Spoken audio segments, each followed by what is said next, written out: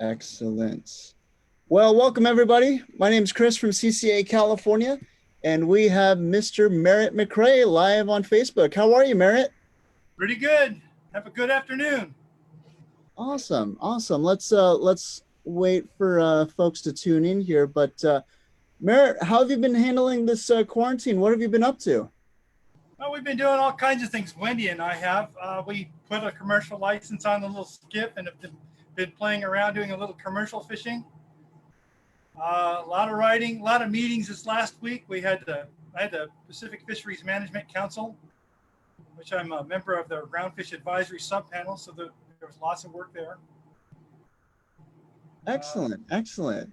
And speaking of PFMC, it's going on right now. And anything that we should be aware of, or anything going on specifically that you can mention? well, for us guys who like to go and fish rod and reel, especially down here in Southern California, one of the big things that was on the chopping block potentially for a while was our ability to get live bait. Mostly it was all focused on sardine, but it's pretty darn hard to catch anything else without accidentally catching a sardine too. And I believe our bacon is back in the pan and not in the fire where it was hanging. Looks like we'll be able to continue to have live bait, which is always a good thing. Always, always. And we have Sport Fishing Association of California SAC to thank for that one on this go around. So thank you so much to Ken Frankie and his group, along with yourself, Merritt. Well, everybody did a really good job testifying. Ken Frankie got on the line and said something for the sport fleet. Franker said he was there. Jamie Dimon up in Santa Barbara testified. Uh, who else was on there? New Loan was on there.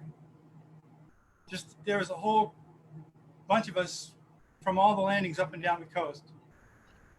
Excellent, excellent. Yeah, we can't thank those guys enough. Let's check into the comments here. Who's checking in here? We have Todd from TB Metal Art. How's it going, Todd? Wayne, how are you? Wayne says hello, Merritt. Howdy, Wayne. Speaking, she must have heard us talking about her. Jamie Dimon is on the line. How's it going, Jamie? Arnie, awesome, awesome. Guys, as a reminder, if you have any questions at all for Merritt, please leave them in the comments below. We'd love to hear from you. Excellent. Oh, Friends of Rolla is checking in. How are you guys doing? Awesome. Well, Merritt, let's get started here. So I believe you're pretty much located full time in Santa Barbara. Is that correct? Pretty much. I spent a little bit of time down in Huntington Beach as well. Okay, excellent, excellent. Awesome. Jamie's texting Tim Ekstrom, Rick from Marina Del Rey Sport Fishing, Everingham Bait. Yep, all those guys are definitely Yep. to thank. Absolutely. So what's Three new or what's generations going getting on in bait. Santa? I'm sorry? 3 generations getting bait for San Diego, that Matt. Oh yeah, absolutely. Absolutely. Yep, Wayne says all three bait companies, including San Pedro as well. And Oceanside. Yeah, yep, as well. So I know, Merritt, you play a substantial role in fisheries, in sport fishing. You're pretty involved in Santa Barbara, including being on the Harbor Commission. Is that right? That's correct. And this evening at 6 o'clock, we have 6:30, we have a Harbor Commission meeting going on. It promises to be a hot one. There's one of the big topics has to do with slip transfer fees. And it's really interesting. The math is kind of complicated, but basically what happens is that the monthly rates for a slip in Santa Barbara are far less than the slip is actually worth. So the ability to get a slip is really kind of limited. You get on a waiting list, but the real way you get a slip is you buy a boat that's already got a slip, and you pay a premium for it. So, being that a lot of that is actually the foregone monthly slip fee, the city charges a substantial transfer fee on top of that. And people are coming in and saying, I want to sell my boat, or I want to include my kids' name on the boat and have them be on that slip as well. And they're being hit with this really hefty slip transfer fee, which is basically half of what the value of that slip is. You know, the value of the sublease. It's like having rent control and, you know, buying somebody's lease in New York. Interesting. So Interesting. it's complicated, but and, Is, and people get upset. interesting. I mean, to your knowledge, is that a pretty common issue up and down the coast? I know I've heard of Oceanside Harbor being kind of the same deal, right? I don't know if Oceanside is like that. I know that Ventura and Channel Islands, they most marinas charge more, and so that the slips themselves, that ability to get a slip, doesn't really gain that additional value. So it ends up people that end up paying that additional for a slip. Say you put in an extra $10,000 on a boat that's worth only like 20, and you pay 30. You finance all of that. You're paying interest on an extra 10K, which is probably not a lot right now with the low interest rates, but still, you end up, that amount of money you pay in interest on that extra 10. That is pretty much equivalent to how much more that slip is worth month to month. So that's how it ends up happening. In those areas, those marinas that charge the higher rates, they have openings, and you don't see those slips accrue that additional value. You don't have to buy somebody out of a slip to get one. Interesting. Interesting. So James is checking in. It is unbelievable how hard we need to fight for the simple pleasure of ocean fishing. Sacramento is full of weird people, as is in the state. LOL. Interesting. Yeah, I Awesome. can definitely kind of get that feeling that you're being attacked when you're a fisherman or a hunter. There are a lot of people out there that, I don't know, sometimes you get the sense that they feel like you're getting something for free that they're not, but they own part of it. And so you shouldn't be getting it. Right, right. And I do apologize. I know that my side of the screen is a little is frozen there, but I'm working on that right now as we speak. I was wondering. Wayne Wayne says, "Why don't they raise the rates?" Would you happen to know that? It's we've been with the lower rates for long enough that people who have been in their slips for a long time, they've had those lower rates, and if you raise those rates on them instantly, there's no way they can afford them. And so, and then we have people that have actually, you know, they bought into that system of having to pay the extra, and so they've got an investment in it, or they feel that they do. It doesn't make them any money, but you know, they feel like they should be able to pull their money back out when they sell their boat. And if you suddenly start charging more for the slip, suddenly that value is gone, and their $20,000 boat is only worth 20,000 again. They paid 30 and they've been paying interest on 30, or maybe they still owe that extra 10. But yeah, it's a challenging dilemma. It's going to be hard to figure out. Interesting, interesting. Wendy is checking in. Hello, Wendy. How are you? Awesome. So, Merritt, let's kind of talk about you know, you're pretty much kind of like the jack of all trades. You're a little bit into the PFMC. You know, you've been in the sport fishing industry for a long time, and now you're actually of the saltwater editor for Western Outdoor News. Well, I kind of deem you as kind of like a jack of all trades kind of character. So, you know, in terms of, you know, kind of give us a general overview of, you know, what kind of things do you have your hands in? Well, I ended up wearing an awful lot of hats. Um, I was part of that the Marine Life Protection Act initiative group that helped design the marine protected areas, and so that was the challenge to try to keep those, you know, the scale of those MPAs where it would actually help fishing more than it hurt fishing. And it ended up that the scale of all those the MPAs that we have, it's too big to really provide more benefit than it costs us the way it modeled out, given um, effective fisheries management. But then on the other hand, if fisheries management fails, you get much less out of the fisheries, but MPA saves a little bit more than without them, you know, the bigger MPAs.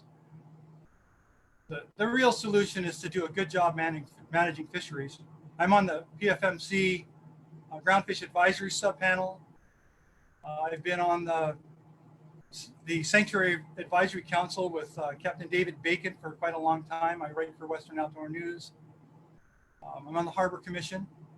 Um, I started out many years in the passenger sport fishing industry with a couple of boats, the Seahawk and Seahawk LXV.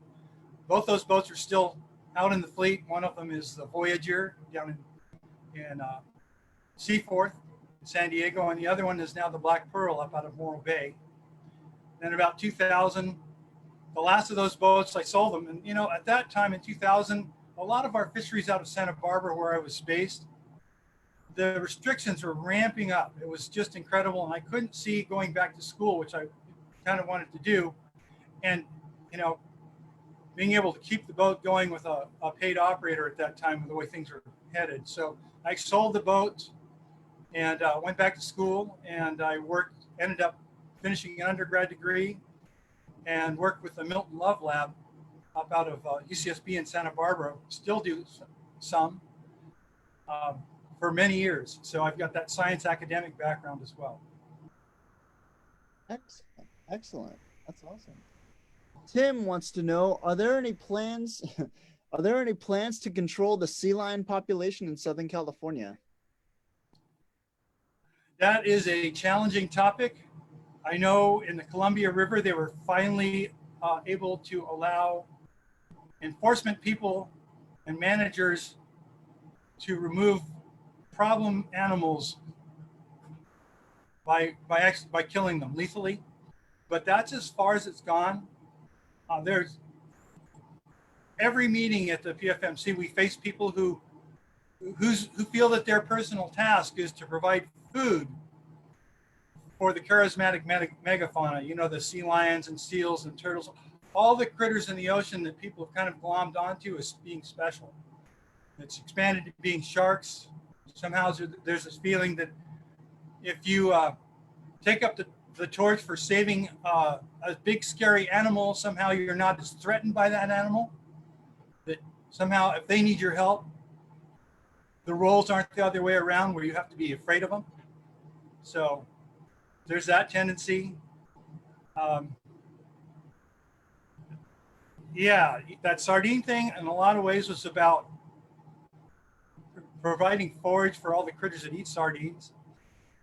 Right now what the council is working on, I think still at this very minute, has to do with the orca population up in Puget Sound, which preys predominantly on salmon. Uh-huh. And the environmental community, Oceana and so forth, they're fighting to make sure that there's plenty of food for them. And while they're perfectly willing to go ahead and reduce the amount of fish that fishermen can catch, they're much, much less willing to advocate for, say, increasing hatchery output. So it's a strange dynamic. I get the sense a lot of it is about those groups looking good to their constituency. They want to look like they've got a cause that needs to be dealt with, and then they're fighting for it. Absolutely. Wayne wants to know what's happening with groundfish depths and back limits. Okay, so in June, we forwarded to the National Marine Fisheries Service the council forwarded a recommendation to go to the 100 fathom line south of Point Conception down to the Mexican border for recreational fishing. So it's a little bit more complicated than that. The 100 fathom line is really a point to point line. So it's not right on the 100 fathom curve. And so you have to get the numbers for the vertices of that line and plot them out, or find a source for that kind of drawing to be able to see where that is and keep on the good side of it or still stay well within it. With that 100 fathom curve increase from the 75 fathom, it provides the northern end of the bite with us guys.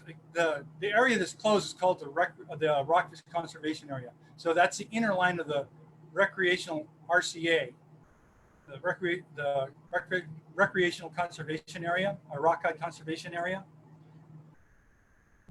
It opens up that space between the 75 fathom line, which is where we are now, and the 100. And the two areas that it really provides new access to are an area called the Santa Rosa Flats, which is many, many square miles of good rockfish turf south of Santa Rosa Island. So for those overnight boats out of the um, the Gold Coast area, Ventura, Channel Islands. And then within the Santa Barbara Channel, there's another area they call the Dome. They used to call it a bunch of different things, but the kind of the current name for it is the Dome. And it's about 10 miles south of Santa Barbara. It will be a great area for 3/4 day and maybe even half day fishing for the boats that can reach it. Santa Barbara's boats can do it. Jamie's boats can do it. I presume that Ventura will be able to get there at least on 3/4 day. It adds a little strip on an area that we call the Rincon Reef, half of which was available before.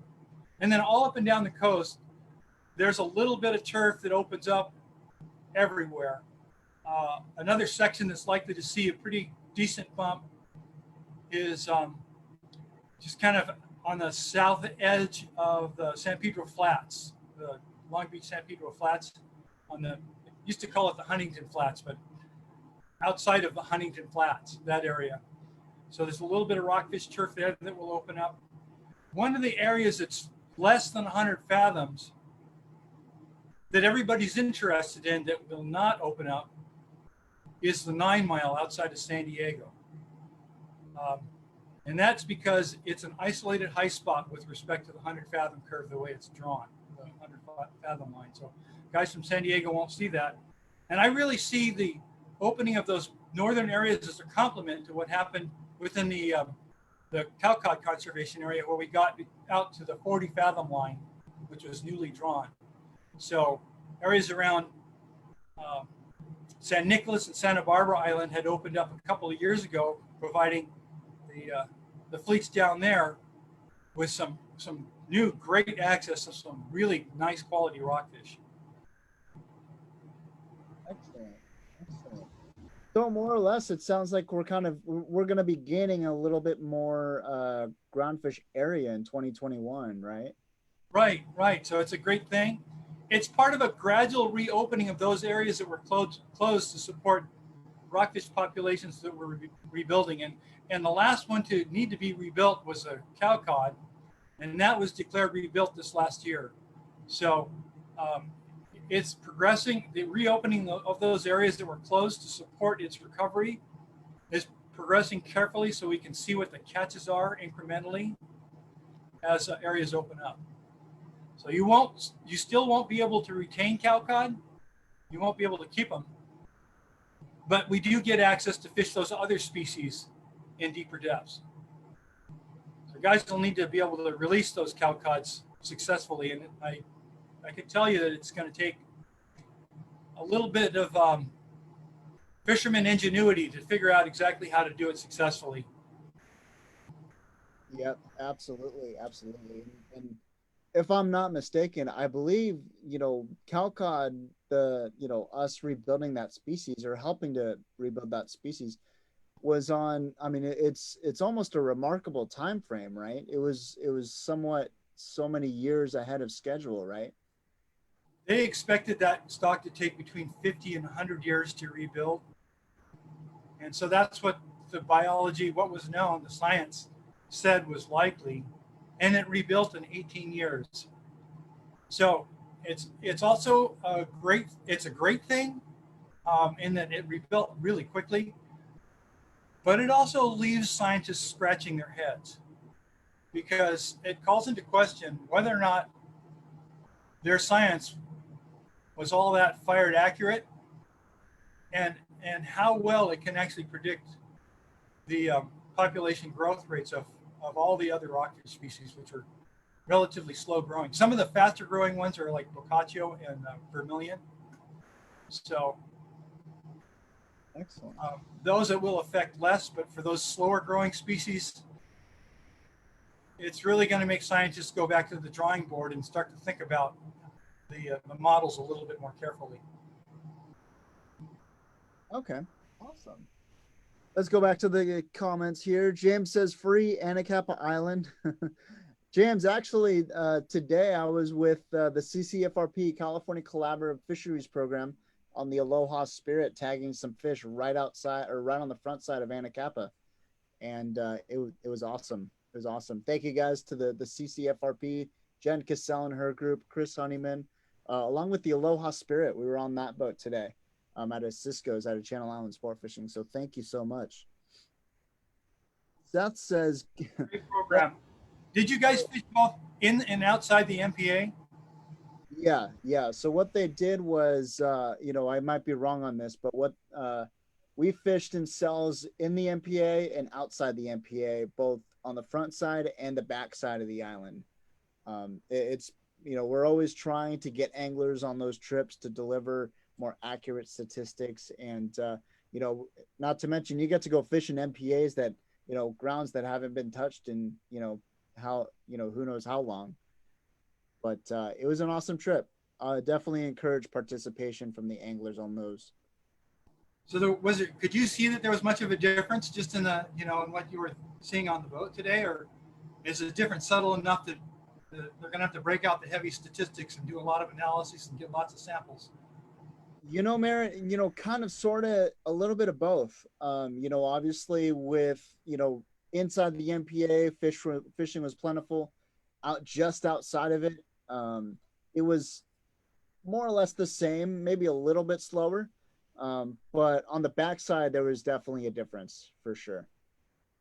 What'd you guys catch there? A lot, almost everything. Almost everything. We got a lot of tree fish actually.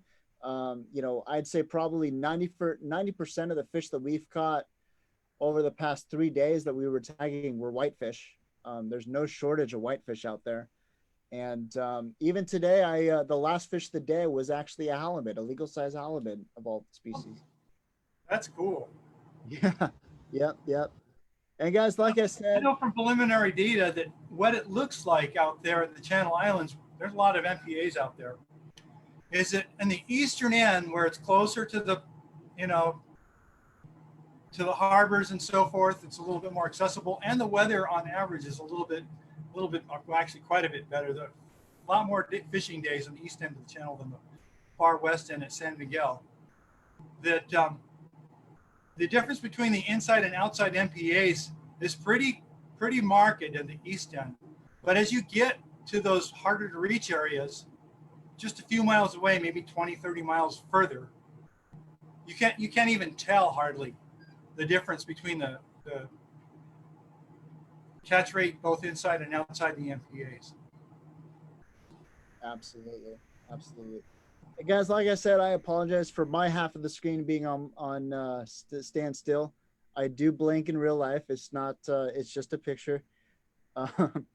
Jamie Diamond's checking in. Do you potentially see anyone in the industry with the scientific knowledge and on the water experience that you have in this next generation? You are a killer combo for us, but much like the industry itself, we need to be looking for the next generation. Let's see. It's my background is pretty darn unique. There are very few people that have gotten into the research scientific community and had decades of experience in the sport fishing industry, all the way up to owning boats and that kind of thing.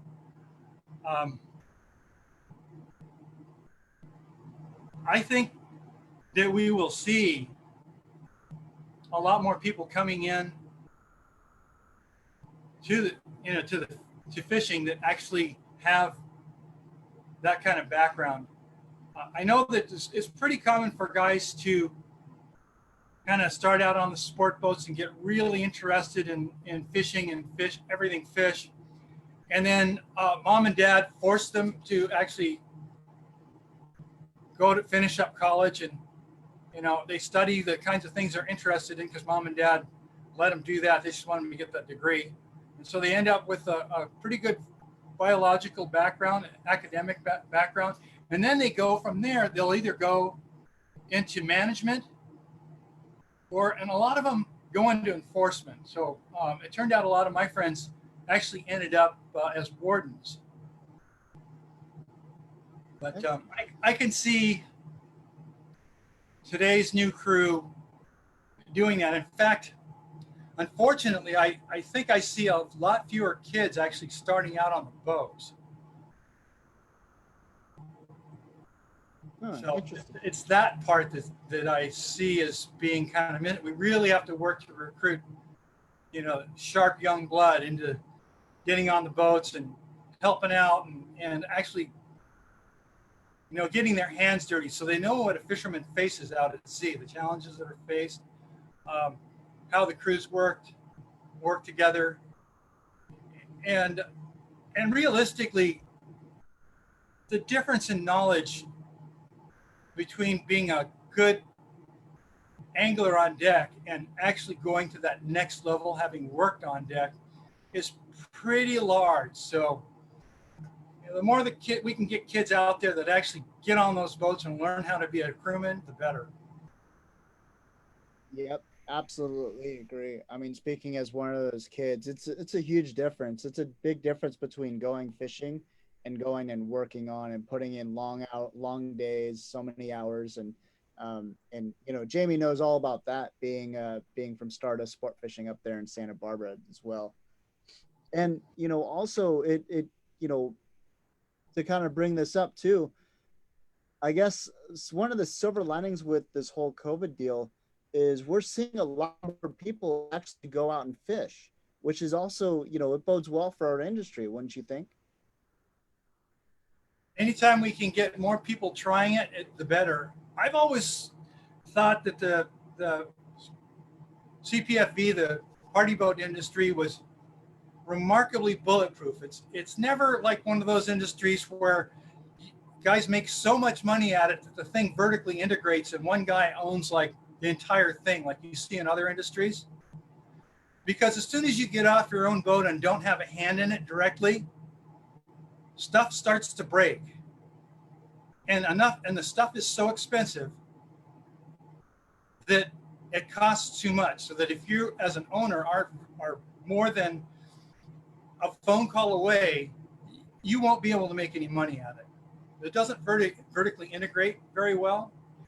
But at the same time, when times get tough, what I think I see is I see people who were making really good money and had a lot of expendable income, instead of like traveling to South America and fishing in the jungles and maybe doing a trip up to Alaska. And so those guys, long range trips, those guys are like, they come back to their roots, and they'll hop on a open party one day or day and a half, or go 3/4 day fishing, or half day or whatever. And guys that used to be able to afford a trip on a sport boat, they don't quit fishing. They just do the fishing that they can afford to do. And so they'll be back. It's very rare that you find somebody who's been bitten by the bug that just puts those rods aside and lets them rot until they're completely so outdated they never fish again. Yep. Well put, my friend. Seth says, not to toot my own horn, but I have a degree in marine biology and work in the fishing industry. Honestly, there are not many that with that same combination. That's remarkable. Yeah, truly push for the scientific community to learn more about the people who depend on the resource that they manage, though. So we have one of our advertising guys at Western Outdoor News. He actually works deck as well, so he'll fill in on one of the boats. I think the New Luan is his boat, and as well as doing the marketing for the southern sector of the saltwater section in Western Outdoor News. Excellent. Yeah. Wayne wants to know more about the diving around platforms and thoughts of rigs to reef. Well, there are a few platforms off of the Los Angeles area where you can, as just a regular diver, get on a charter trip and dive around one of those platforms. And they're a remarkable dive.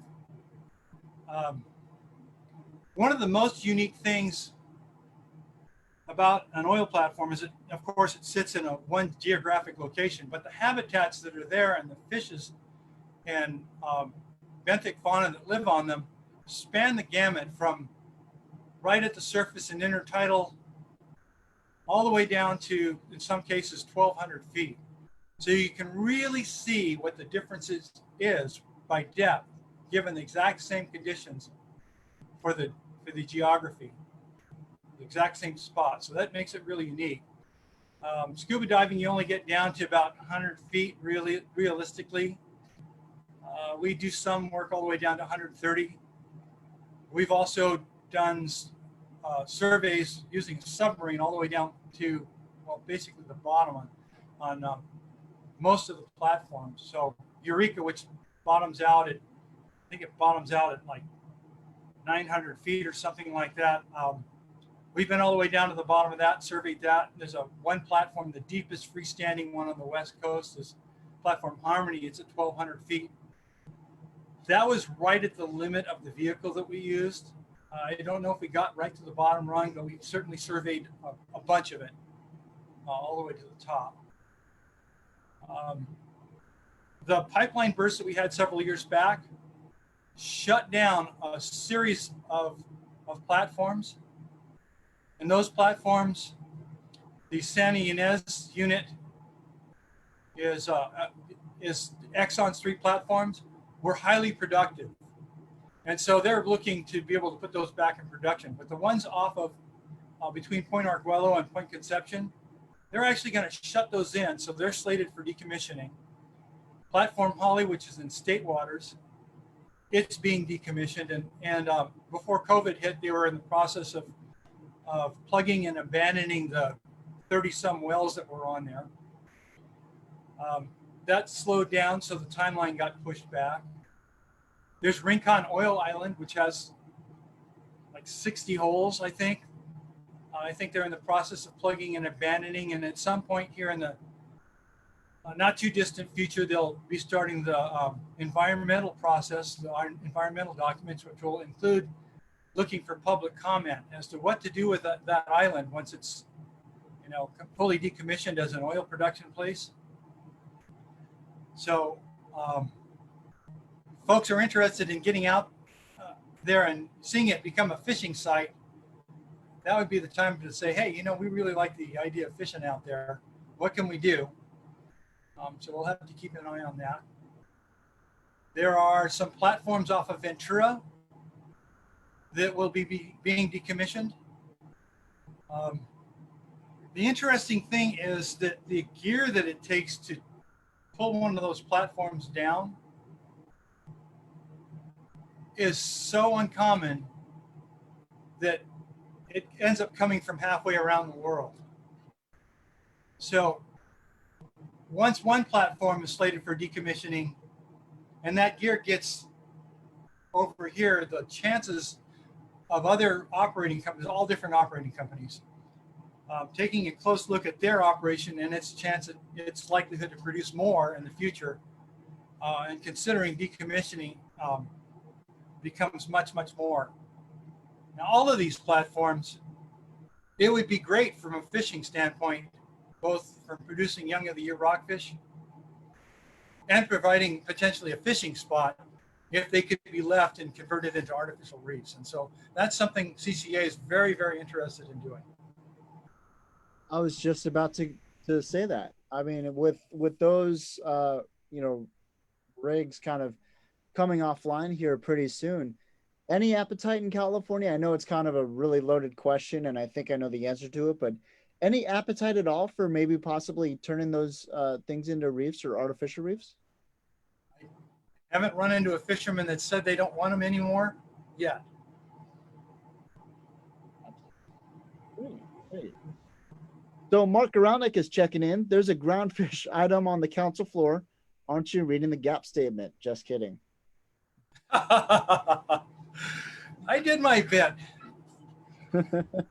Thank you, Mark. Mark is a board member with CCA California.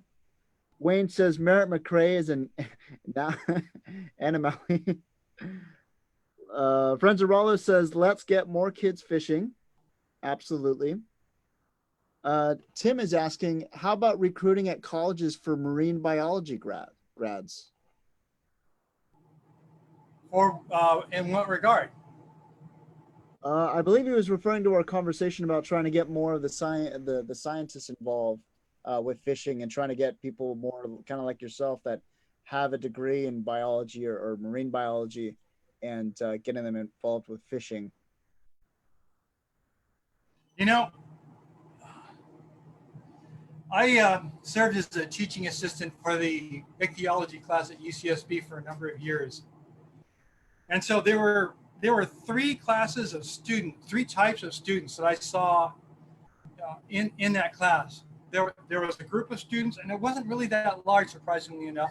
There were a group of students that were taking the class because it came with a lab, and though they weren't really science people, they thought that fish would be an easy class to take to get that lab requirement out of the way. They had to take two lab classes. Um, and the class that honestly the lab was pretty challenging for them because the other two types of student that I would see in there were people that were like me who were way into fishing. And so the group that is being talked about here is there. They take that ichthyology class. If they're in college, they live, eat, breathe fishing. They're going to take that ichthyology class. And then the third group that I saw were people that kind of grew up taking care of aquariums.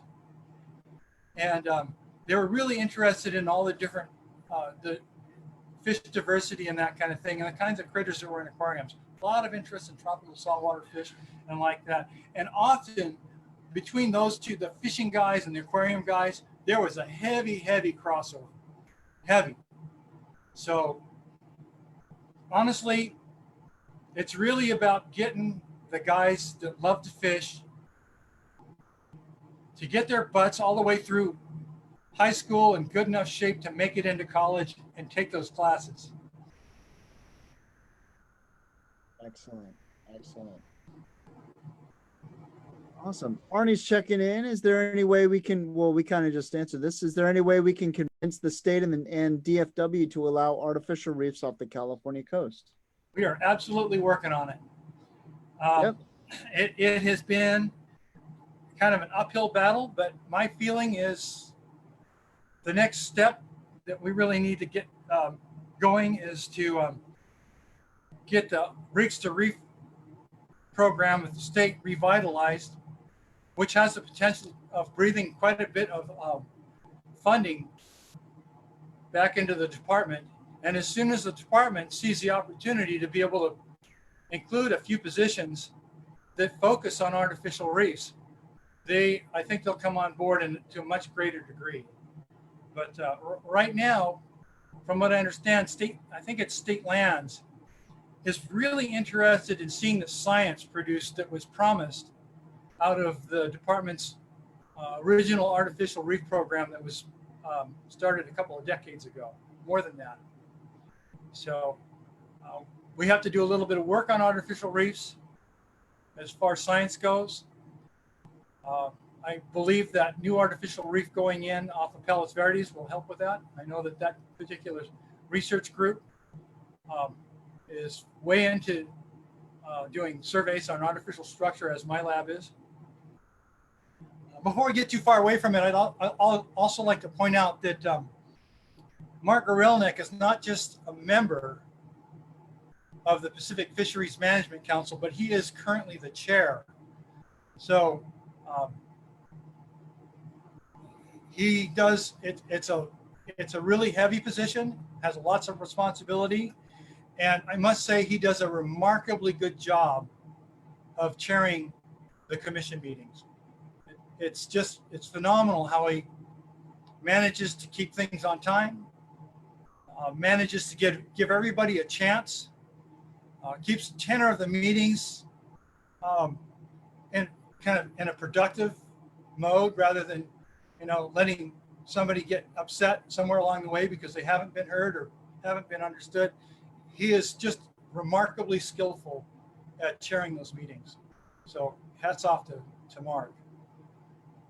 Absolutely. And we are so fortunate to have him with CCA Cal as one of our executive board members and chair of our government relations committee as well. So lucky. He's a very great individual. Dave Rody's checking in. He says, doesn't Hawaii have artificial reefs? If so, what can we learn from how they got that accomplished? You know, I think they do have an artificial reef program, but if I had to point to an artificial reef program that really works, or states that have those kinds of programs, I would have to look to the Gulf Coast and Florida. Florida, Louisiana, Texas, they have got it dialed in. Absolutely. And CCA California is part of CCA National. National is headquartered in Texas, and those guys, they have the experience and know-how as to how to get these programs to work, both in finding funding to be able to do those projects and in getting the public support. Absolutely. You kind of took those words right out of my mouth, Merritt. Todd from CB Metal Art wants to know what do you like to fish for, Merritt? It's kind of a broad question, but let's go into it. Let's see. I like to fish for fish that bite. If they bite, I'm on it. If I had to pick one end of the spectrum that I really like, it would have to be when you can throw something and it sits on top of the water and the fish have to come up and grab it off the top, one way or another. And if it ends up being that you have to cast to it and hit it, or place it so that the fish is near it, and the timing is everything, I'm all about that too. So I love to fish the iron, surface iron. If you put me in a freshwater situation, I will forego fishing a wacky rig worm and a bite every 5 minutes to fish in half an hour with a topwater bait to get splashed on once and not even get bit, not even hook the fish. That's kind of how I am. Excellent. You know, I have to say, I'm actually the exact same way. I was just talking to somebody on some boat some day ago.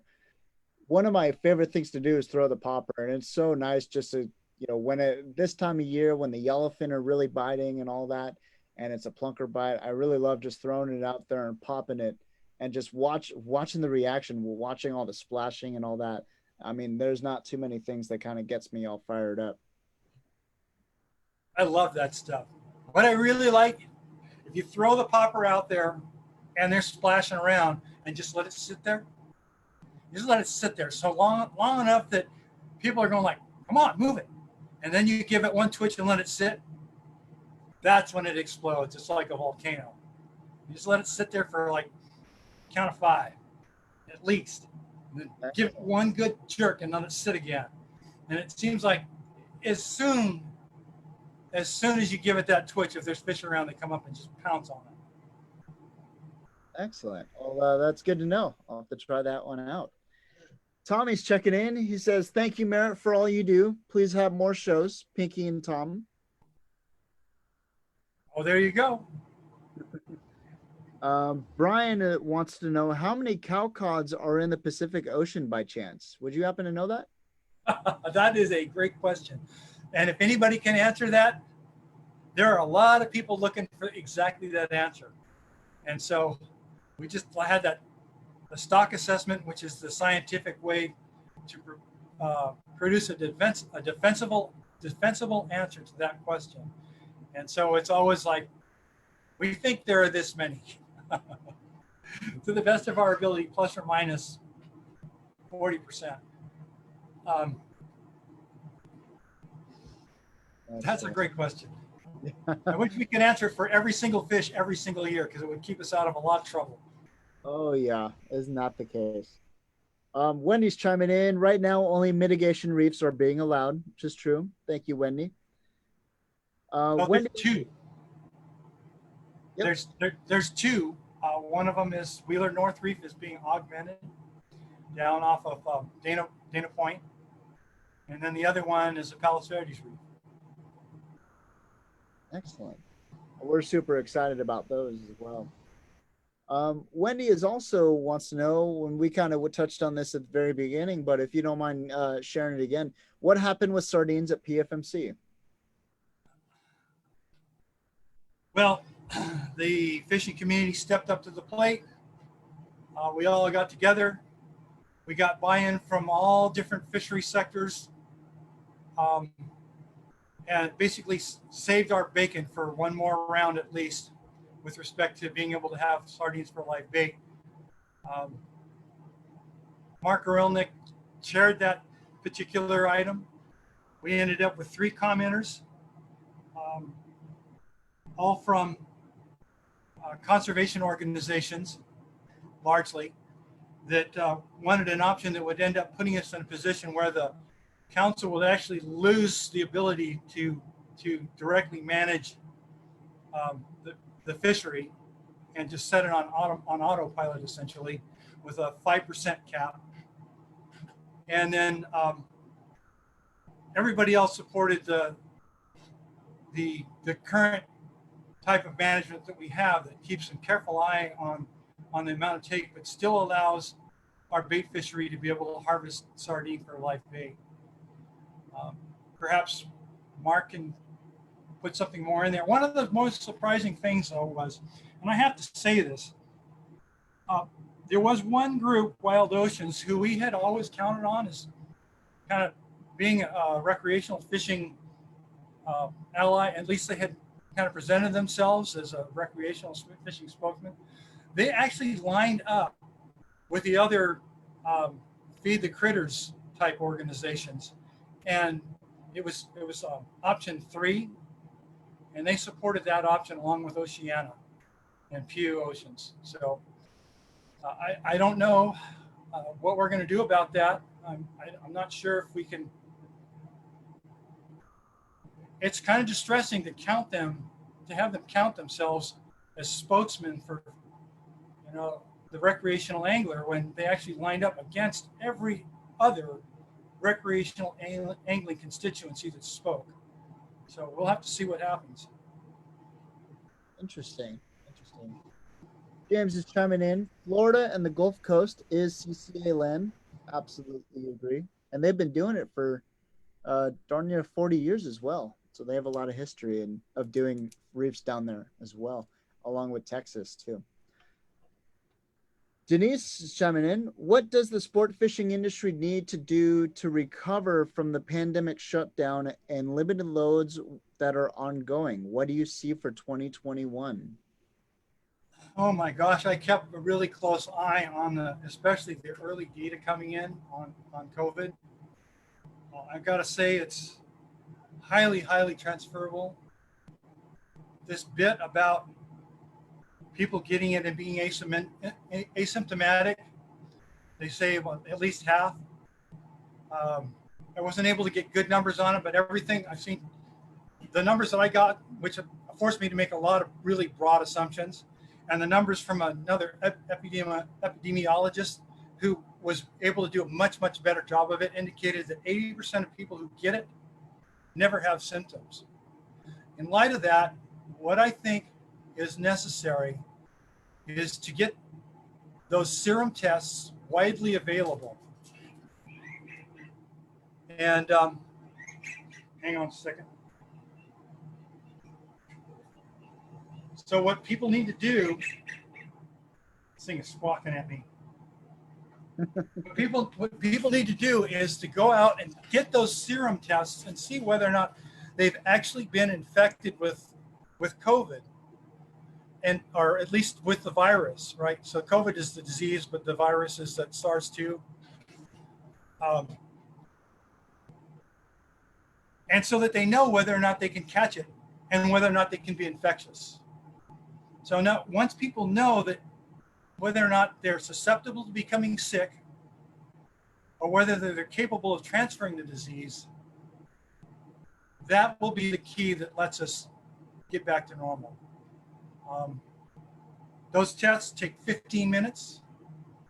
I heard that there was, about 2 weeks back, that there was a company that managed to put those serum tests out in mass. And then I never heard another word. It's almost as if,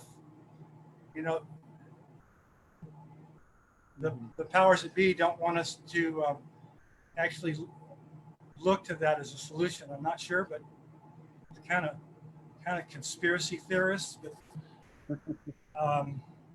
to me, that's the key. There's a little bit of challenge in it, and that, you know, once people know whether or not they're susceptible or not, there's likely to be a little conflict. I can see conflict brewing. The guy that's had the test is going to want to be able to say, I don't need to wear a mask. Screw you guys. And the guy that knows they're still susceptible says, going to say, you know, I don't know whether or not you're capable of transferring the disease or not. So wear a mask just to reassure me. It's like, you know, you put your dog on a leash, not to keep your dog from biting somebody else as much as you put your dog on a leash to reassure other people that you've got some control over it, just in case he's one of those dogs that bites. So it's double-edged, but the key is getting those serum tests out and widely used. That's a pretty good analogy. And you know, I have to say, you know, SAC and all the sport boats and the landings have done a fantastic job. I know they had opened back up sometime in June. I can't remember the specific date, but ever since they've been opened up, they've been absolutely on top of it. We see all kinds of signage on both the landings and the boats as well. And, you know, for the most part, a lot of boats are doing really well with handling customers and making sure everyone's nice and safe and wearing masks and all that. So big props to SAC for stepping up and, you know, really expressing and showing some leadership on the whole COVID-19 situation and staying open. Absolutely. They worked their butts off to be able to make it happen. People like Jamie Dimon really did quite a job getting the ball rolling. She had her boats were the first on the coast to actually get permission to go. I want to say something about that as well.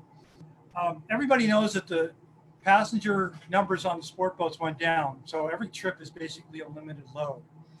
And so there's this feeling somehow that, you know, the boats are still making the same amount of money. I have to say that that is absolutely not the case. Everybody that I've talked to in the industry says, though the ticket price went up, it didn't nearly go up enough in order to make up for the difference that they had to cut their passenger loads back. And in particular, those landings up in north of Point Conception, Avalon, Morro Bay, they reduced the passenger capacity, but never raised their ticket price. So, you know, everybody that's out there that goes fishing, don't feel like somehow that you're giving it all and paying more, so those guys can make the same with their boats. The party boat industry did not come out unscathed in this, even after they got back in operation. Absolutely. William asks, how do you feel about wearing masks on boats? I was on there, and the guy upwind of me was sneezing and coughing and hacking. I would be hoping he was wearing a mask, let me tell you. The way things are right now, I would say you got to wear that mask. The mask provides a little protection to the wearer, but it provides a lot of protection to everybody else. And it also provides, once again, that reassurance that, you know, they're less likely to be infected by somebody else if everybody's wearing a mask. Of course, if you're upwind, you're probably safe. Fantastic. Friends of Rollo is chiming in. Don't forget to tip the crew, as always. Definitely a good point, especially right now with, you know, what we just talked about in terms of, you know, the boats, even though the loads are coming down, but they're making potentially less money. So absolutely. It's a chain link effect. Yep, those crews count on that more than probably anything else. Excellent, Merritt.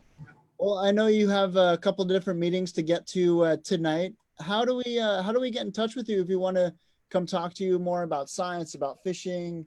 I know, you know, we didn't even get to talk about Western Outdoor News at all, but I know you're the saltwater editor there. How do we get in contact with you? You know, you can reach me at Merit at onenews.com. That's my email. If you have a fishing report, that's where you want to go with it. So that's right there in front of me when I'm putting things together for the week. That phone number at the bottom of my column is actually my cell number. So you can text me there or give me a holler. I get enough junk calls that, you know, you're better off to text than to call, because a lot of times my hands will be up to my elbows in something or another, grease or fish guts or something. And I just won't pick up that phone call if it doesn't recognize the number and put a name on it. And I'll wait for a text to come in or a message. So texting on that phone number, or Merit at WONEWS.com. Excellent. Excellent. And again, I apologize for the technical difficulties on my end. For some reason, my screen decided to freeze today. But Merit, I can't thank you enough for coming on here, man. We really appreciate you coming on and sharing your knowledge, sharing everything with us. Well, thanks for having me on. It was an honor, honestly. And actually, your screen froze just perfectly. Your eyes are open. You're looking good. I'd go with that. It's better than getting stuck with your mouth open. Yeah, yeah. And for those of you who have been asking me and texting me, that's actually not a mountain in my background. That's I'm actually on my family's boat in Oxnard, California. That's our dinghy up there on the bow there. It did kind of look like a boat. Yep, yep. Well, Merit, I can't thank you enough, my friend. Thank you so much for coming on. We really appreciate it. Well, thanks for having me once again. It was an honor. Absolutely. Have a good evening. Absolutely. Thanks, guys, for tuning in. Next week we will see you next week on Thursday. Goodbye and take care.